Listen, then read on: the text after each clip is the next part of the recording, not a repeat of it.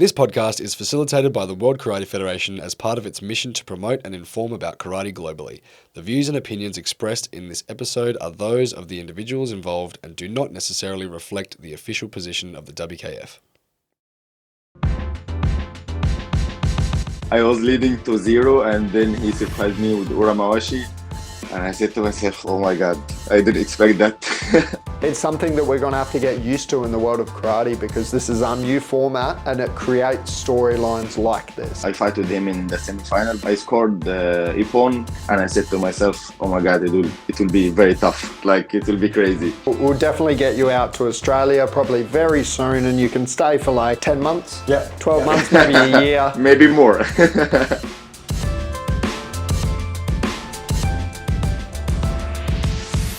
Yes, hello. This is the World Karate Cast, the official podcast of the WKF, brought to you by Kaizen Culture. We are your hosts, Mitchell Dome and Nathan Blockley.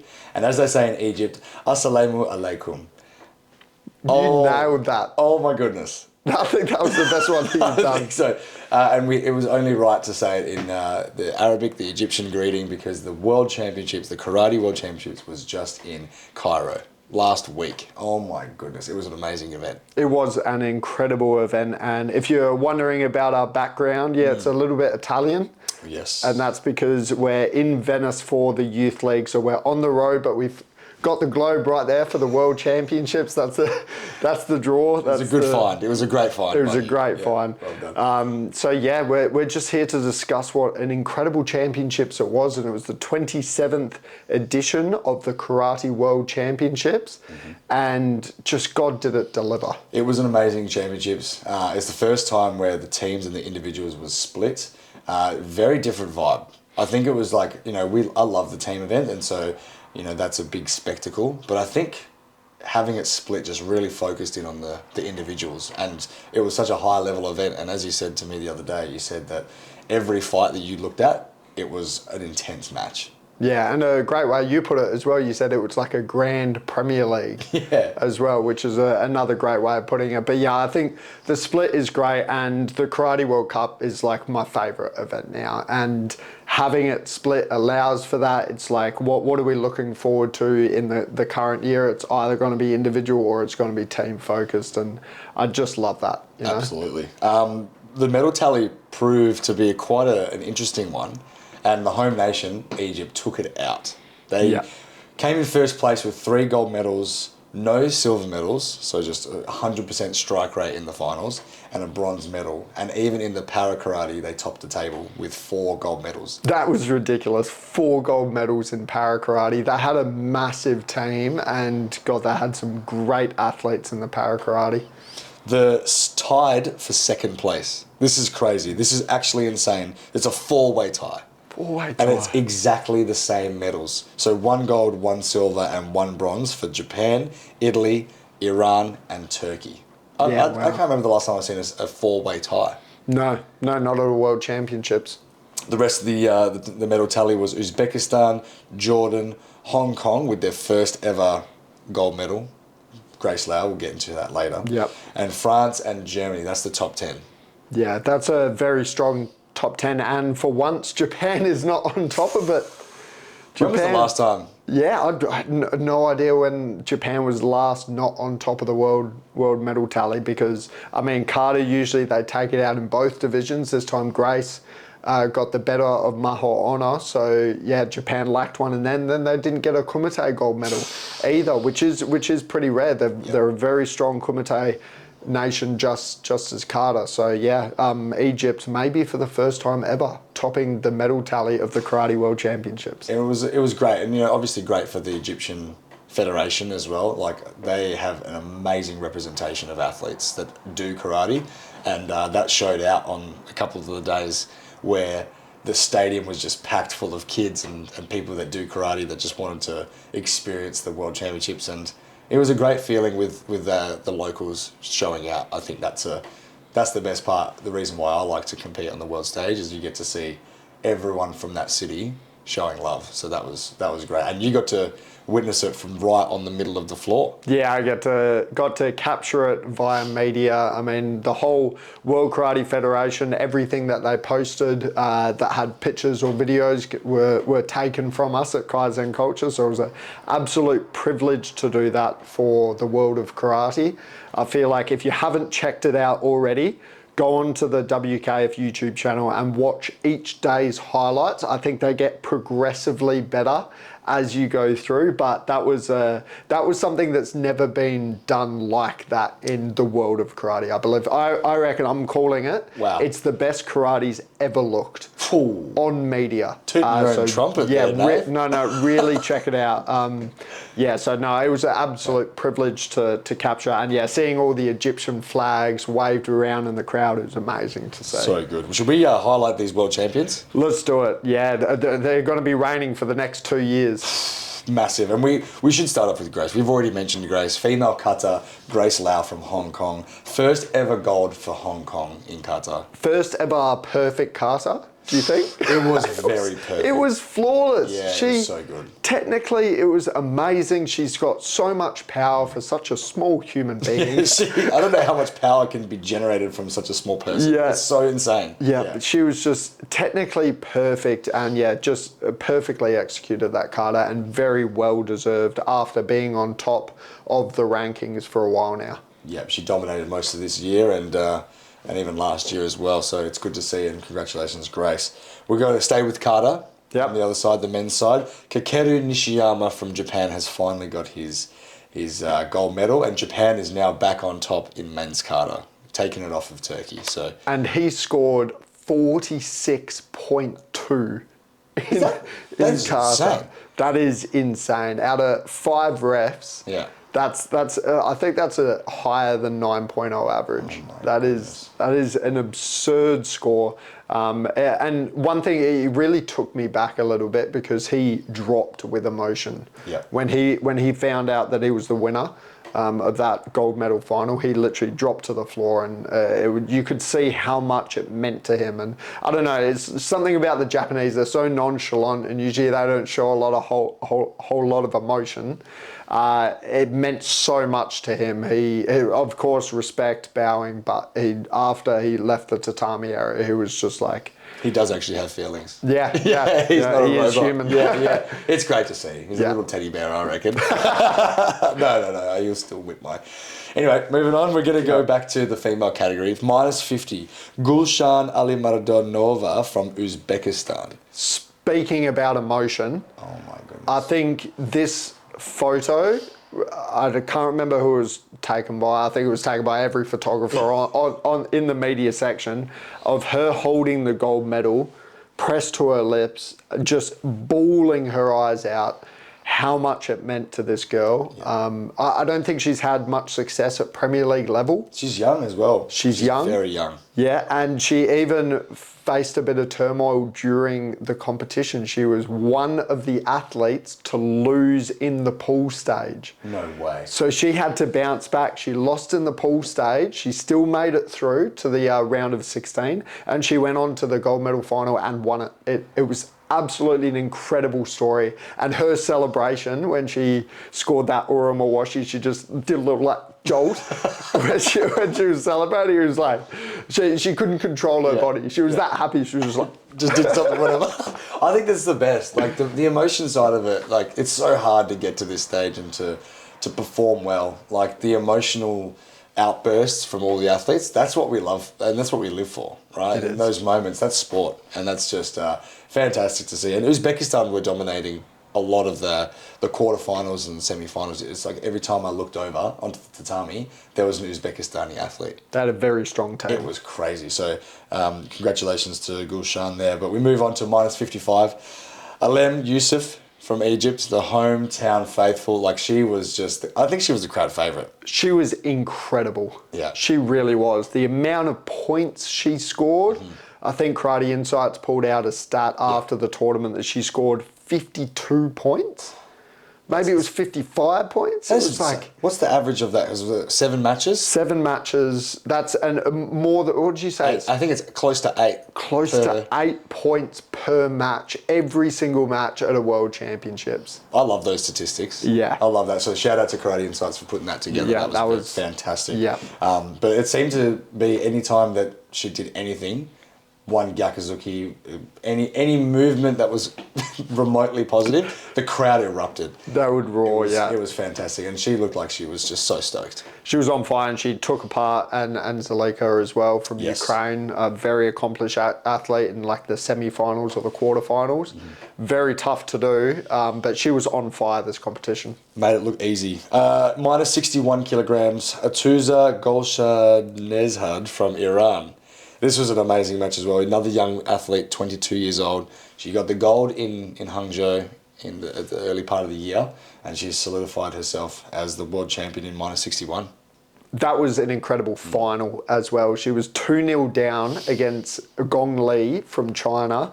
Gong Li's previous world champion in 2023, and then also World Games gold medalist. So she's on top of her career.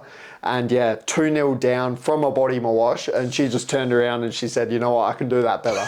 And then she did 2 of them. She did 2 body mawashes on Gong Li to take the win. It was an incredible gold medal final. Minus 68 kilograms, there's a new queen. Unfortunately, we didn't get that 4-time back-to-back. I was rooting for Arena. I really was. It would have been amazing to see, but this was just as amazing. Yeah. Taylor Sombe from France, another young gun. What's with all these young gun athletes? It's crazy. She's now back-to-back world champion. Yep. Juniors last year, junior world championships in Jezolo. Yeah, in Jezolo. Yeah, where we are. Right here. And now she's topped it off with the senior world championship medal. Yeah. It's insane. At only 21 years old, it is crazy to think what the rest of her career is going to have in store. Yeah, no, she's a fantastic athlete. And we finish off with the plus 68 kilograms division for the females. It's Joanna Kinnear from Germany. And she's just been dominating for the last 2 years. You know, European champion, Premier League medalist time and time again. Yeah. And it just felt right for her to win this division. Like, I'm not surprised. No, I'm not surprised either. She's definitely got the backing of such a great coach in Noah Bish as well. Their relationship is stronger than a lot of coach-athlete, or one of the strongest coach-athlete relationships I've seen. So yeah, no surprise. She was on fire, and her kicks are electric. She can pull them out of nowhere. Moving on to the boys, the men's division, minus 60 kilograms, and this is just pure dominance from this athlete. Hooray! Oh, do you like Hooray? I love Hooray, and I was so happy to see him win, and it's such a tough division. Oh my goodness, it's so tough, it's so deep. Incredibly tough division, and you know what proves that it's a tough division even more? He lost in the pool stage. Another athlete. He lost in the pool stage to Kosovo. Islam from Kosovo, and guess who he versed in the gold medal final of the World Championships? Islam from Kosovo. It was a rematch, the first match of the tournament, so it was a different day that they fought. First match of the tournament, Hooray lost to Islam, and then in the gold medal final, Hooray managed to get the better of Islam, which is obviously heartbreaking for Islam. Like you have beaten everybody that you verse coming up to the gold medal final, and then you have to verse the same guy that you've already beat in the gold medal final. You think, why do I have to do this? But that's the storyline of this new format, isn't it? It's the best overall competitor across all 3 days you've got to be on. That's crazy. Like, these 2 athletes here, they're world champions. Yeah. But they got beaten at this comp. Yeah. That is such a crazy storyline. Yeah. I think it's amazing. And like you said, consistency. I think we're calling back to Neve. The podcast with Neve, she said it's the consistency, and the person who's more consistent throughout the whole championships is the one that's going to win. So fantastic, and I'm so happy for Hooray. Well done. And we move to minus 67 kilograms. Afif Gaith is another one that is one of your favourites from Jordan. Yeah. See, this was my favourite gold medal final to watch. You picked it. Yeah, this was my highly anticipated final. Afif Gaith versus Saeed Obaya. I love Saeed. I think he's electricity with his explosive techniques. It's so hard to match, but Afif did it in the finals. We know the Jordanians, their whole team is just plyometrics 24/7. I don't know if they actually train karate. They're just jumping with bands on. Just jumping with bands. But yeah, Afif is just like that. His explosiveness is unmatched, and he, from that first Chudan Gak in the corner against Saeed, I think he had Saeed's number every exchange. He didn't really attack a whole lot. He just waited for Saeed to come, used those plyometrics to create distance, and then just nailed him.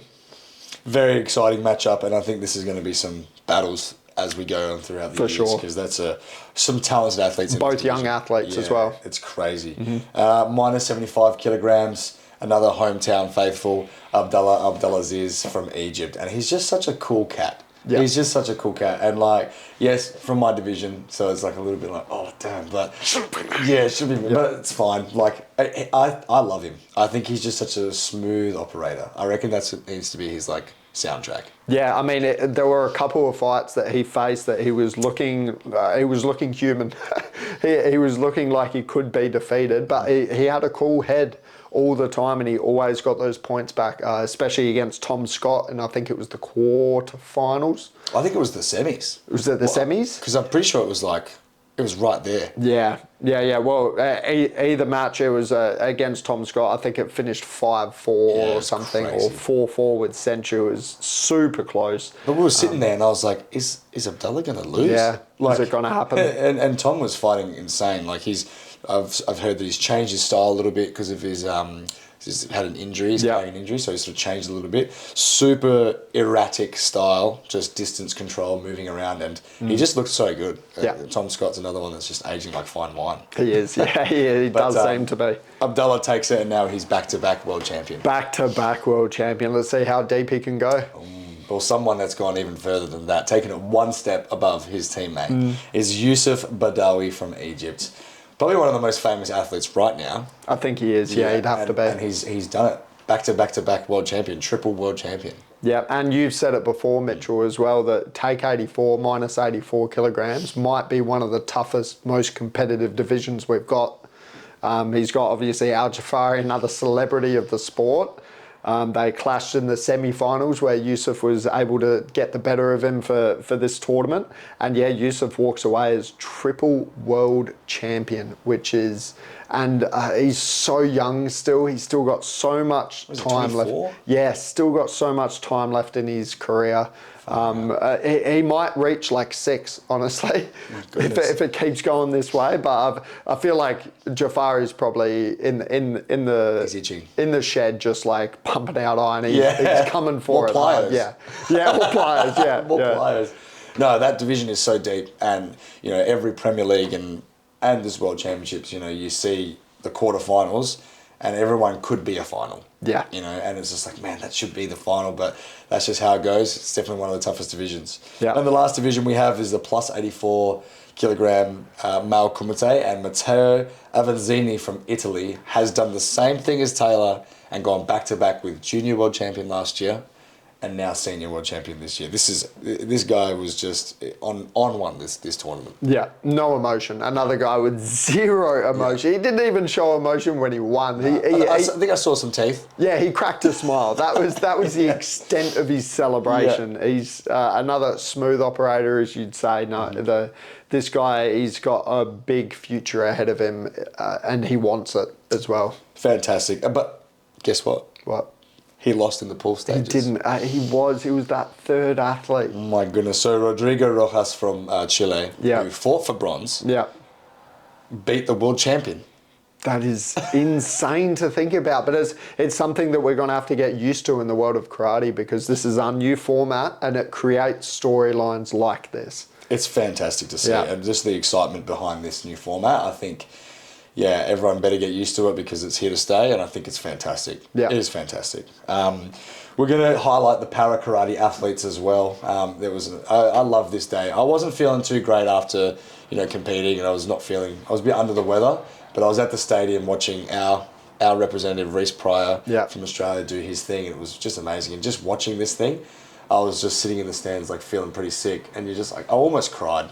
It's just beautiful, like to see the energy and the effort. Everyone is so stoked to be there, and they're so competitive. Like they've got that competitive mindset, and it's just such a wholesome day, and the things that they can do is amazing. Yeah, and you as an athlete, we know what it takes to compete at this level, and it's the same for them. But it's just the stuff that the stuff that they have to do whilst training is just it's tough, and just to see them out on the mat on the world's biggest stage, feeling that emotion that the top athletes from Karate One do. It's incredible to see, and yeah, I'd just love for there to be more and more highlighting around these para athletes. I mean, we're here at the Venice Youth League, and prior to the Venice Youth League, they had the Venice Cup that had para athletes. So countries doing all to support para athletes. That's what we want to say. It's fantastic. So in the K10 division, we had Nohan Dudon from France, who beat Toshiro Imai from Japan, who was the last world champion. So it was a crazy matchup there. K21, Ahmed El Beltagi from Egypt, hometown faithful. And now this is an interesting one. Ahmed was in K22 last year as the world champion. So he's back-to-back world champion technically, but just different divisions. Two weight classes. Two weight classes, that's it. K22, Mattia Alessina from Italy. And then K30, we have a back-to-back world champion, Abdul Naga Abdelaziz from Egypt. His kata was insane. He's jumping around in a wheelchair. Yeah, he had so much strength, so much core power. To be able to jump in a wheelchair it's ridiculous. No, it was incredible. And also the Italian that you mentioned before, who got the gold, versus his teammate in the finals, and both of them just like they were so happy for each other. There was no love lost. It was just, they were celebrating together. It was so touching to see. So wholesome.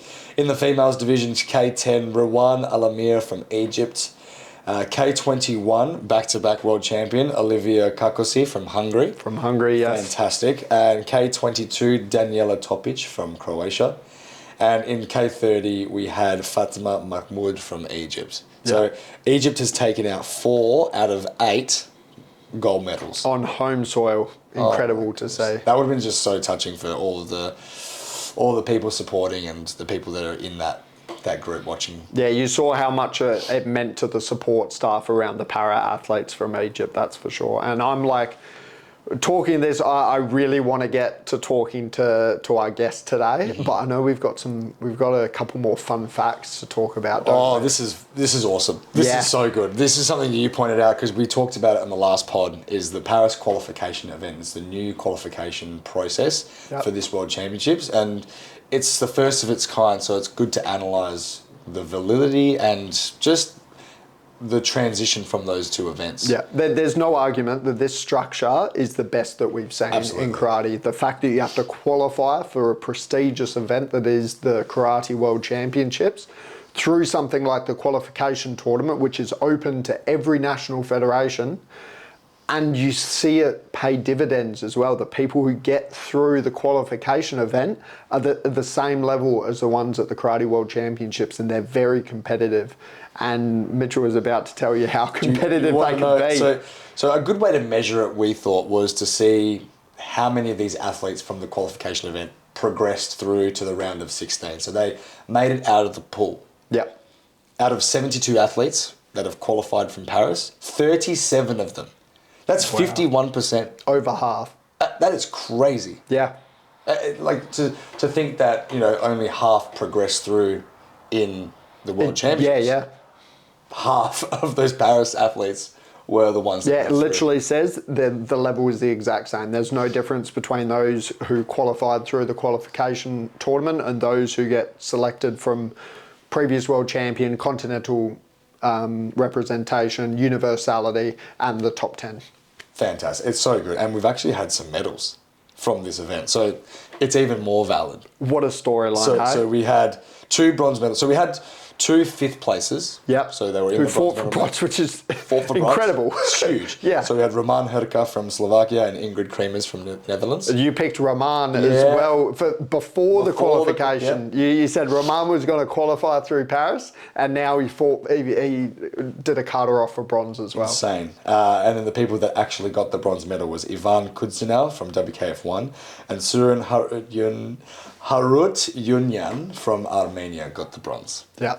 And the best, probably not the best story, because there's always great stories, but some stories that really just touch your heart is Yanessa Fonseca Romero from Puerto Rico. Yeah. Is the first final for for Puerto Rico, sorry. And she made it through the qualification event. And I could have told you this. I love Yanessa. I've watched her. Actually, she has no idea that I've watched her at these tournaments. I've earmarked her as a great fighter. But she's been coached by Zenos quite a couple of times at Premier Leagues. This time she had a home coach from Puerto Rico, obviously, coaching for this event. And she's such a bull on the mat. She's such a tough fighter. And she went through Elena Karici. Irina Zaretska. Irina Zaretska to get, it was Elena. Elena Karici to get through to the gold medal final. Yeah. And she got through Elena Karici to get through to the gold medal final as well. So it was tough from the get-go for her, but she made it to the gold medal final to compete against De La Sombe. Well, there's a few other storylines that we can talk about. This can go on for ages, and we'll talk about this for the next 2 years. Yeah. But what we want to get into, and I'm sure you guys want to get into right now, is our guest, Youssef Badawy. He, to think that we've got the current world champion from the World Championships from Egypt, from the World Championships in Cairo, and he's now triple world champion back to back to back, talking with us on the podcast. Immediately after he won. Yeah. What? It's such a privilege. Such a privilege. But everyone knows this Egyptian icon in the Male Kumite minus 84 kilogram category. Currently now number 1 ranked in the world, obviously. His Premier League record is 9 golds, 1 silver and 1 bronze. And I think there was a statistic that he's, in every Premier League he's done, he's medalled in every single one, besides maybe 3. Yeah, his first 3 probably. Yeah, it's just insane. This guy is an absolute gun. Yeah. And a really nice guy as well. Yeah. Which makes a big difference. So I think we should just get on to him straight away. Yeah, let's get on Youssef. All right. Welcome, Youssef, to the podcast, mate. How are you feeling? You must be feeling on top of the world right now. Yeah, for sure. I feel great for this medal. We just finished the competition. I really feel amazing. How did you celebrate? I want to know from the moment you left the venue, how did you celebrate? I'm sure you would have surrounded yourself with family. What was that night like? Yes, I'm with the family all the time, and let me tell you something. As an athlete, to celebrate, we just sleep late and wake up late and eat as much as we can. This is the best celebration for us, and I think you know that feeling. Yeah, I'm sure that you would have had all of the lovely food. Do you have to cut a lot of weight for minus 84? Not too much, maybe 1 kilo, 500 grams, something like this. That's perfect. But still, you will just be eating so much afterwards and celebrating. Yes, you still got to eat healthy foods. And I'm sure having it in your backyard instead of the previous World Championships was in Budapest, you would have been able to call your family, but you wouldn't have been able to actually have them there to celebrate immediately after. So that must have felt super special for you. Yeah, for sure. They were with me in the stadium. And I really like that, not only all my family, all my friends, and all coaches. You can see how much, how beautiful it was. It was amazing. Yeah, I could see how much it meant to all your fans and your family and your friends. As you said the other day, you weren't just winning this gold medal for yourself, but you were winning it for your country and everybody closest to you and the support crew around you. So no, it was amazing to see Youssef. With your coaches and your federation, there must have been some big celebrations as well. And I know that your Egyptian federation, the government was actually super supportive of you in the next few days. Are you about to receive an award from the Egyptian government? Yeah. I think we will receive an award from the president of the country, and he was also watching all the competition. So can you imagine you are fighting and your president watching you and supporting you, and after you finish, he posts on social media that you won and stuff like this. So it's amazing, and it really makes us feel how important we did, how important thing we did, and how a good achievement we did. We really appreciate that too much. Oh, 100%. Like, imagine the president of your country supporting you, how that must feel, not only individually, but for the entire Egyptian Karate Federation. The support you get from the government directly links to the fact that you've got 3 gold medals at the Karate World Championships. So, no, it's absolutely great to see. And the energy in the stadium was obviously amazing for yourself. And you mentioned the other day to us, you said that there's 1 million people doing karate in Egypt. Is that right?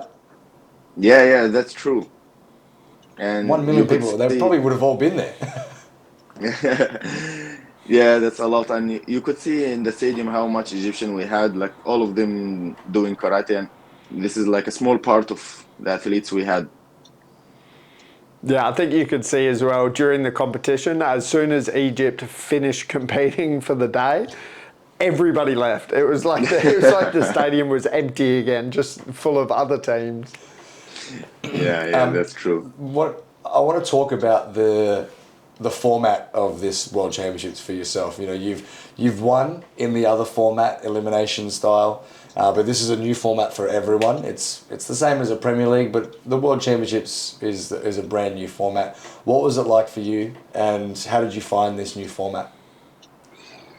I think this one is more professional, as like it's not like before each country can participate with one athlete. No, you have to be from the best 32 of the world, and it makes it more tough.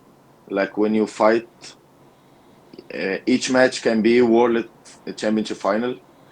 Each match will be very tough. You will not find like an easy match or not good athlete. No, you will find all good matches, and the group give like more chances for each one, because not only you lose one match and you go home and that's it. No, as you said in the introduction, there is many athletes that lost in the pool in the groups and they got a medal. So it gives you more chance, and I really like so much. Yeah, I think that's a great point that you touched on, because our sport is a game of like millimeters and milliseconds, and in any given match it could go either way in some cases, but I think the pool system allows for the best of that pool to progress through, even if they did have a loss during that pool stage, that they are the best of those 4, so they progress. And I think it protects against the fact that our sport can go either way in some situations. Yeah, sure. But the tough part was that we fight many days, like 3 days. And for me, I fight at the first day I fight 2 times, like one in the morning and one at night. So this is very tough. Your Yeah, body must have been so drained. You have to warm up 4 times. yeah. Yeah. And you have to be ready 100%. So you have to warm up like 100%. It's like a training. You train in the morning, then you fight, then train at night, then you fight. It's super crazy. Was it definitely harder than the last World Championships? Like there is a difference, because the last World Championship you fight maybe 6, 7 matches back to back, but this time you have time for recover. So it's different type of being tough. You understand me? Yeah, it's like a Yeah. more of a longevity sort of. You don't want to fatigue throughout those days of competition, not only physically but like mentally, because half of the warm up is like, yeah, you can get your body limbered up and you can warm up your body, but this has got to be on for Karate World Championship. So you've got to do that 4 times and be ready to fight for that medal. Yeah, you are right because I found I had a problem in the day of the final. I couldn't sleep well like until 6 morning, and because my brain was working.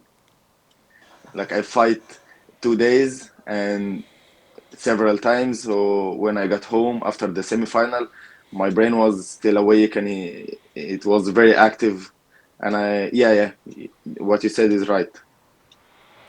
And I do think that the WKF are quite good to listening to the athletes and taking this sort of advice on board, because it is the first time it's ever happened. So just as you said, maybe even having like the quarterfinals and the semi-finals in the morning on Saturday, so you've got time for your mind to relax before having to sleep for the night before finals. And then I hear word around the street is maybe doing the round of 16 immediately after the pool stage. So you sort of have your pool, and then all the pool winners go into that round of 16. You have that elite fight off, which is like the height. Yeah, it's like a final. It's the final of that division, and then you move on to the next division. So I feel like this process, the scheduling, everything around it is just going to get better and better as time goes on.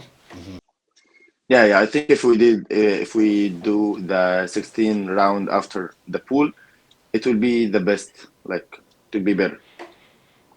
For sure.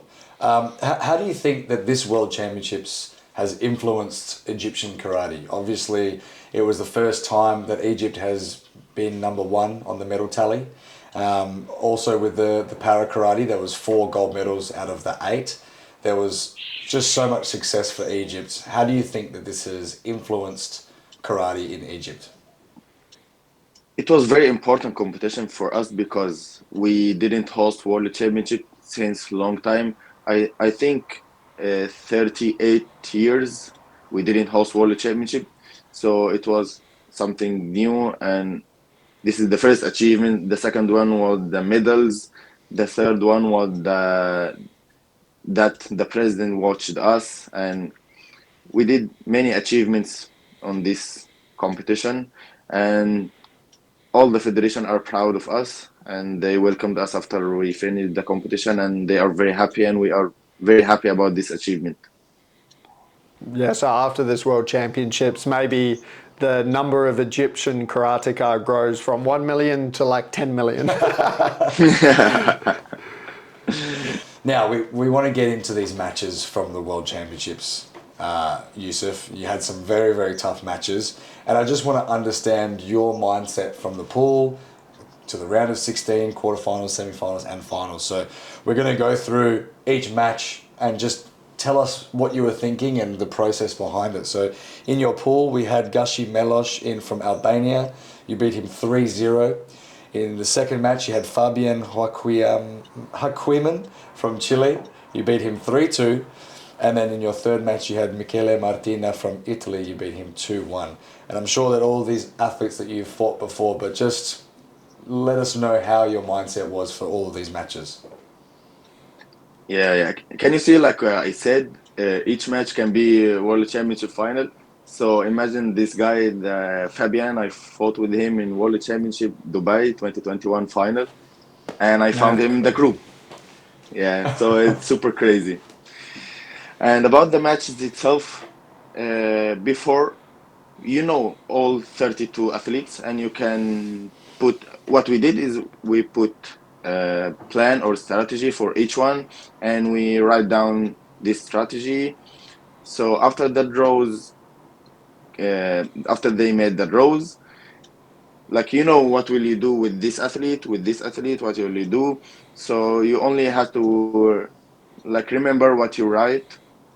So, like for the first match, it was with the Albanian guy. He's very tough, and I fight with him before in Premier League, but it's it's different in the World Championship for sure. And the second one was the Fabian. As I said to you, he is a silver medalist, so it's was very tough match. The third one was also Martina. He's many times world medalist, so you can see how tough was the pool. But I really like to fight with them. They are really good athletes. I love that. Just I like to fight them, and that is the mindset of a champion, isn't it? It's just I like to fight and I like to fight them. And I like to beat them. I like to beat them even more. And these guys are not only the guys who defend or go back or something like this. No, they do good karate, and I like to fight with people like this. That's the best part about why we compete at this level. You know, the reason why we do this is to fight with high level athletes and fight. You know, that's just the reason why we love this sport. And when you come up against top level athletes, it's the best. It is definitely the best. And you've performed super well, and you managed to top the pool, and you were able to move to the round of 16 against Vladimir Brezančić from Serbia. And that was a close match, 4-3. What happened here, Youssef? Yeah, it was crazy match. He's already smiling. Yeah. I was leading to 0, and then he surprised me with Uramawashi. And I said to myself, oh my God, I didn't expect that.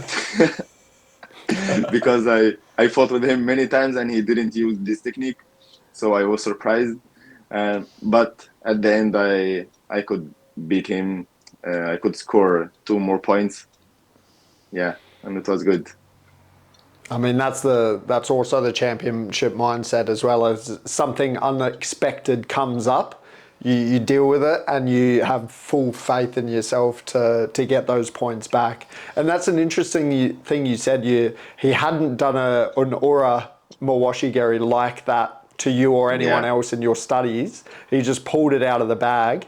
Did you have anything in your bag of tricks that you hadn't done a whole lot of before? Like, for example, in the World Games, we saw Elena Carici pull out a spinning back kick, which she doesn't often do, and now it seems to be a staple of hers.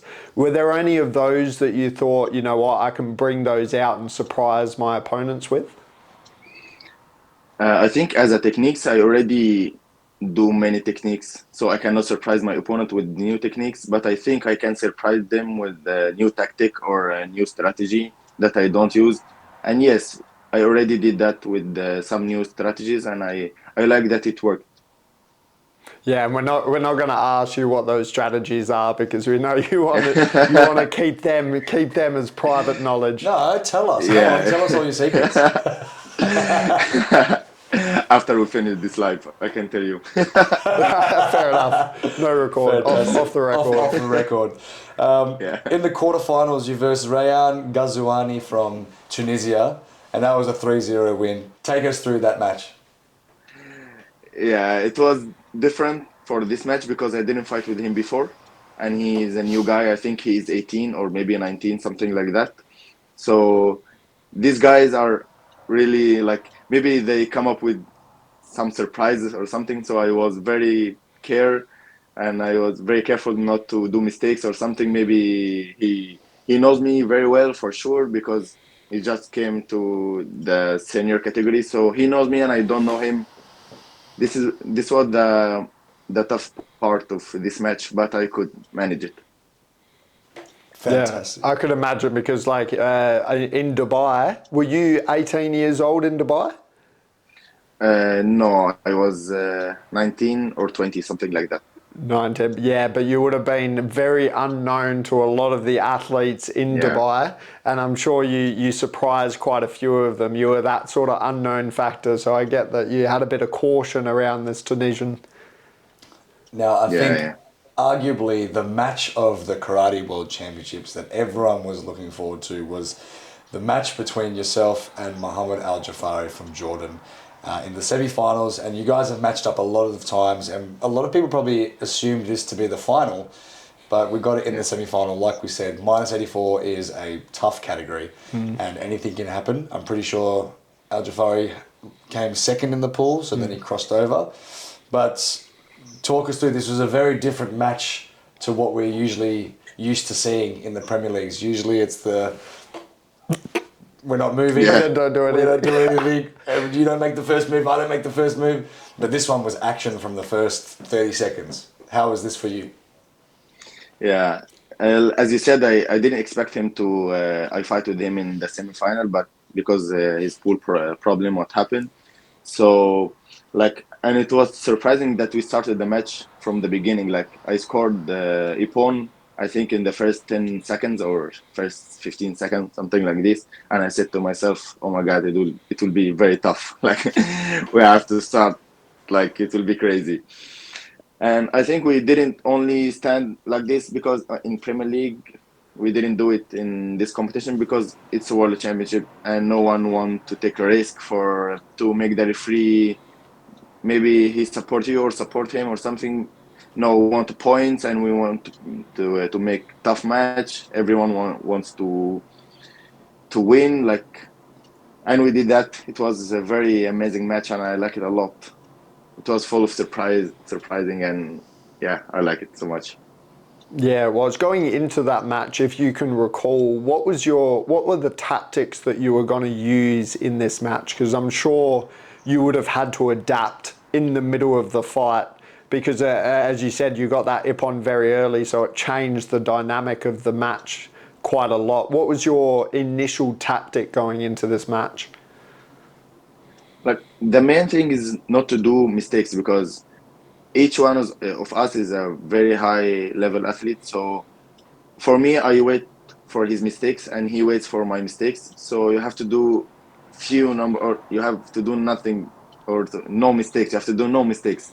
And this is what I was thinking about, not to do any bad decision or not to do any mistake. And this is, I think I did that. Yeah, and that's why you got that first counter that gave you the upper hand. Fantastic. Yeah. And then in the final, you have fought with Hassan Aslan from Turkey a few times before, but you managed to just dominate this final and winning 6-0 to take home the gold medal. This is an amazing match, and Hassan Aslan is an amazing athlete. Talk us through this final for you and just the feelings going into a final of the World Championships in Egypt. Yeah. They always tell us at the Egyptian Federation, they tell us that silver is totally different than gold. And before I got into the match, I was very, like, I had energy that I can do anything I want. And I only won the gold medal. And, all people came to see us, and this is only one tatami, all people watching you, and this feeling. So it gives me a push, like, to do the best and to do 100%. That's why I was very focused not to do any mistakes and to do 100% of my performance. And I really like this match. Were you nervous? Is that what I'm hearing? Was there a little bit of nerves inside here? The butterflies? Yeah, I was nervous before the match for sure. Especially going into it off no sleep. Yeah, true. Not much sleep. But you dominated and you've secured 3 gold medals back to back to back. That is just an amazing achievement, Youssef. And I can't even imagine what your career is going to shape up to be, being only 24 years old. What's next for you? Do you take a little bit of a break? Are you having a rest? No, I think the rest will be only 1 week or something like that. So we will start training soon. And for the future, I think I want to do more as an athlete. But after I finish being an athlete, I want to transfer my knowledge and my experience to the new generations. So for sure, I want to be a coach, and I want to see how can I improve the athletes, how can I improve the karate. Yeah, it's very interesting for me. That's great to hear because I think it's a common theme amongst a lot of the top athletes in karate that we always want to give our knowledge back and onto the next generation so we can improve karate, improve our sport, and improve the athletes that we care about. And not only that, like, you do quite a few seminars already, Youssef, where you coach a lot of other nations' athletes. That's also a very common theme, is that we're happy to impart knowledge on anyone and everyone. Obviously we have our own athletes from our own country that we care a lot about, but we just want to see our sport develop and our athletes across the world become better. What do you want to do in the seminar space? How important is that to you for your future? Yeah, for me, I like that, and I do it as something like I like. I like to give them techniques and give them tactics, and And I like when I came to them one more time and they said to me, yeah, we used your tactic and we used your techniques. I really like that so much. Like I can improve someone or influence someone. I like that too much. Fantastic. So we'll definitely get you out to Australia probably very soon, and you can stay for like, I don't know, 10 months, Yeah. 12 Yeah. months, maybe a year. You can just Yeah. coach, and that'll be great. We'll tee it Yeah. up. A road trip Maybe around more. Australia. Yeah, road. Yeah, maybe more. I like Fantastic. that. Have you ever been to Australia? No, to be honest. Yeah, we We've got to need to get you tee that over. up. We've got to get you over. A lot of people see you. You're a very famous athlete on social media, and you know, one of the most popular athletes in karate right now. A lot of people will see you on the tatami, but what is something about Youssef Badawi that maybe some people don't know outside of the tatami, outside of the dojo? Something that maybe some people don't know.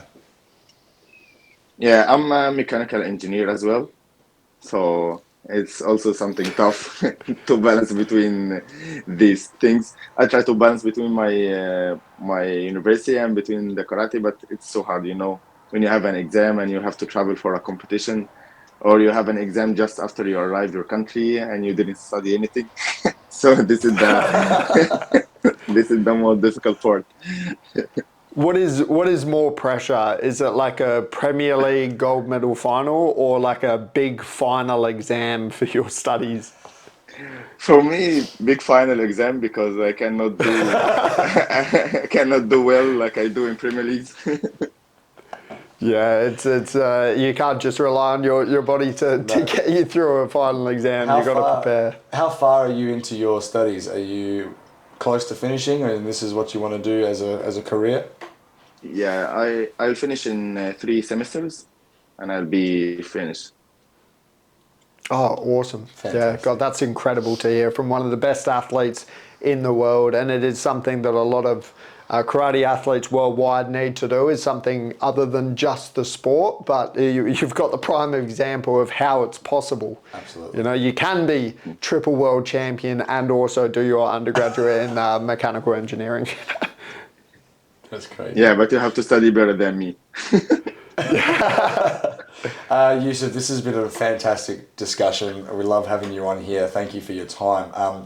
One more thing for yourself to just say something to the karate community, any message, any advice, something that you want to, you said you want to impart your knowledge. If there's something that you want to tell the audience now's the time to let us know. Yeah, I only want to thank my family, my coaches, and the federation and government. Like they supported a lot.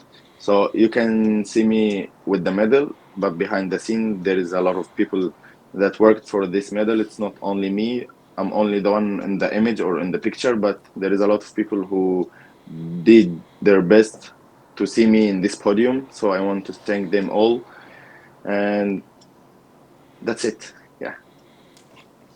It's been an absolute privilege, Youssef, to hear about how you've sort of come into this World Championships as already double world champion, and how you secured the triple, the 3-time, and hear it so soon after it happened and hear those insights. I think it's invaluable knowledge that the rest of the karate world can hear, and we really appreciate your time. Thank you so much. I really enjoyed being with you. Fantastic. And we might have to get you onto the podcast again to do a full deep dive. I feel like this is just not enough time. So if you'd like to come back on again, we would really love to have you on and just get to know you in and out and do a full length interview if you'd like to do that. Yeah, for sure. It would be an honor for me. Awesome. Thank you very much, Youssef. And Thanks. we'll see you at the probably the first Premier League of the year next year, which is in Istanbul. Yeah. See you in Turkey, inshallah. But Youssef, man, what a chat. This is crazy. These guests are just phenomenal. Yeah, I don't know how we're going to maintain these sort of guests, but honestly, there's so many people in karate that we just would have such a privilege to talk to and hear their side of their experiences, and like you've got all the past athletes that we haven't even tapped into yet. We barely tapped into coaches as well. Yeah. But it was an absolute privilege to talk. I've said that word like 5 times. But it's true. It's an honor. It's like this. We're just karate fans at the end of the day. Well, I mean, I'm a karate fan. You're a top tier athlete and karate fan. Okay, but at heart, I just love this game. I love the sport. And just seeing these athletes, it's just like, it's a privilege. It's a privilege. We've got to stop saying privilege. But yeah, let us know who you want us to talk to next. You know, athlete, coach, past coach, anyone. We want to hear your suggestions and interview everyone, because, you know, it's a short little 30-minute section for each episode, but the deep dives are a big thing as well. Yes, they are, and we've only got 1 episode left of the year, and this one, I believe, we're not going to have a guest on. Only one. Only one, but it will just be us reviewing the entire year, what's happened in 2025, and what our plans are for 2026, because obviously this episode is only our 7th episode so far. We've seen it on our Australian Focus podcast, how much it's grown over. I think we're at like 46, 47 episodes now. We're close to 50 episodes. It definitely, it builds over time, and I cannot wait to see what the World Karate Cast will look like in 2026. Absolutely, and I believe there's some little secret stuff going on, a little bit of a hint of new stuff we're going to be potentially talking about next episode. So stay tuned for that. And we can't wait to, just dive into next year head first. I've been loving this so much. Yep, 27th Karate World Championships in the books. We've discussed it now. Done. We've ticked it off. It is. It will stand for the next 2 years until 2027, which we don't know the location of. So that will be coming out hopefully quite soon. Where should it be? Let us know. Yeah, we'd love to know. Where would the ideal country off the dome, Mitch? What would it be? Australia, of course. Come on. Yeah. Who wouldn't want to come to Australia for the World Championship? That would be incredible, and hopefully one day we can have it. Yeah, absolutely. Again, the last time was 2000. I don't know. It was a while ago. A while ago. You know, this has been an absolute pleasure, as we say all the time.